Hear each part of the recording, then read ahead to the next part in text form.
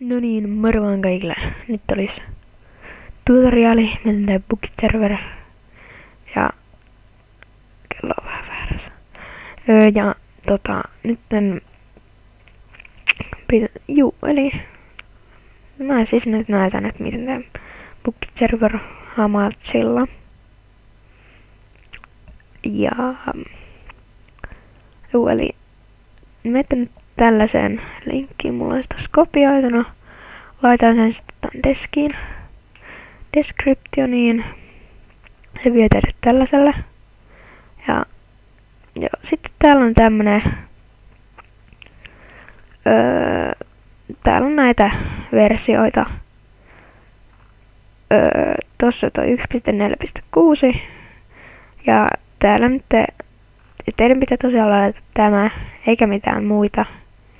Koska jos me laitetaan vaikka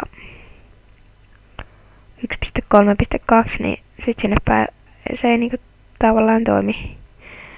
Pluginit ei välttämättä toimi. Ja sille.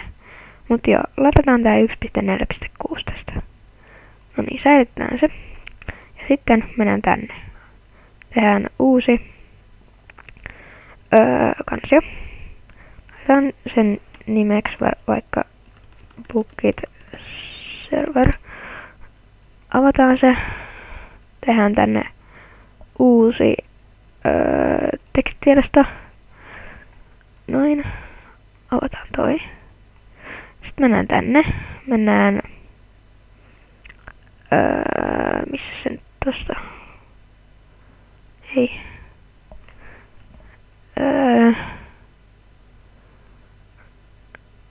Back to Bookit. No niin, tänne. Sitten Get Craft Bookit.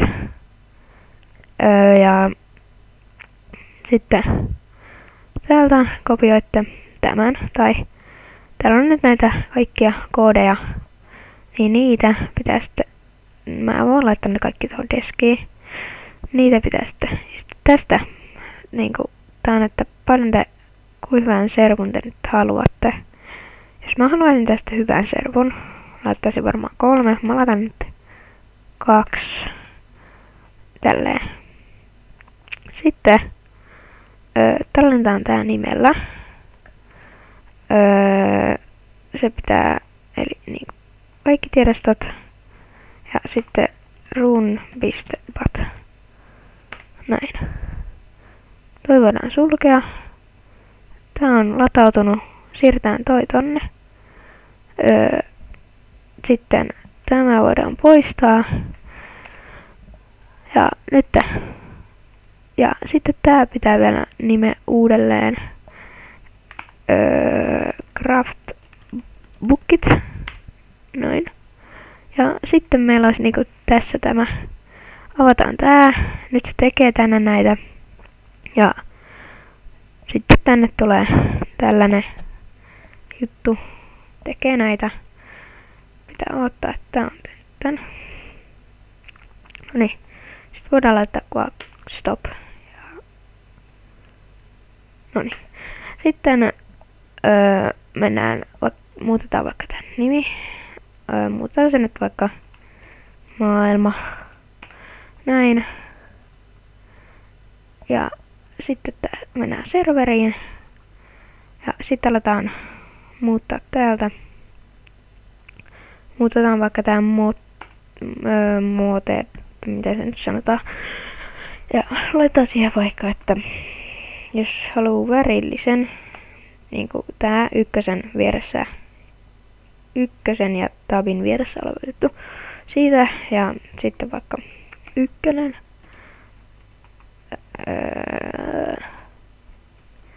Mun servu. Noin. Tai sitten tehdään vielä tällainen mun väli. Eiku, oliko se nyt ihan sama? Tehdään nyt yhteen tällä servu. Minun varmaan onko se, no ihan sama, tehdään tällainen. No niin. Sitten mä suosittelen tää PFDistange 10. Jos on hyvä kone, mut jos on vähän huonompi, niin laittakaa 5. Sitten spawn monsters laitan ihan vaikka true. Ja tää voidaan vaikka laittaa 16. Ei 26 vaan 16. Näin. Game mode 0 ja 1 jos haluatte creative servun ja 2 jos haluatte adventure servun. 0 ja laittaa vaikka hardilla, ei kun normaalilla. PvP laittaa false. Online mode false, eikö true. Hardcore false. Spawn animals true. Whitelist, jos haluatte whitelistin, niin laittakaa se. Max build height, tää voitte ihan itse valita. Level seed laittaa vaikka tommonen. Ja siinä se olisi. Sitten vaan laitetaan täältä näin. Tallennetaan se. Ja noin. Ja nyt meidän pitää avata tää hamatsi. Näin. Ja sitten luodaan uusi verkko. Ja mä laitan sen hamatsinkin tuohon descriptioon, niin sieltä voitte sitten mennä lataa sen. Ja sitten verkkotunnus. Laittaa vaikka mun server.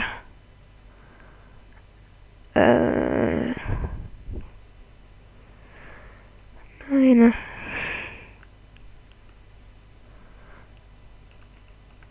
Tämän voitte itse valita tuon salasanan ja sitten luodaan se. Noin. Siellä on nyt minä. Ja tossa on sitten hamatsi. Juu, anteeksi. IPn pieni äidintekijä. Mut joo. Ja sitten kopioidaan tämä. Ja mennään tänne. Ja vielä pitää mennä tähän serveriin. Ja sitten tähän server IP laitetaan toi. Tallennetaan tuo. Ja siinä se sitten olisi. Nyt avataan se. Ja niin, sitten siinä pitää olla aina se .bat tuossa ranissa. Jos on joku muu, niin se ei toimi. Joo, nyt mennään Minecraftiin. Multiplayer, tehdään tämmönen. Näin. Tuo. Ja siinä oma servu. Ja noniin, nyt me spawnattiin tänne.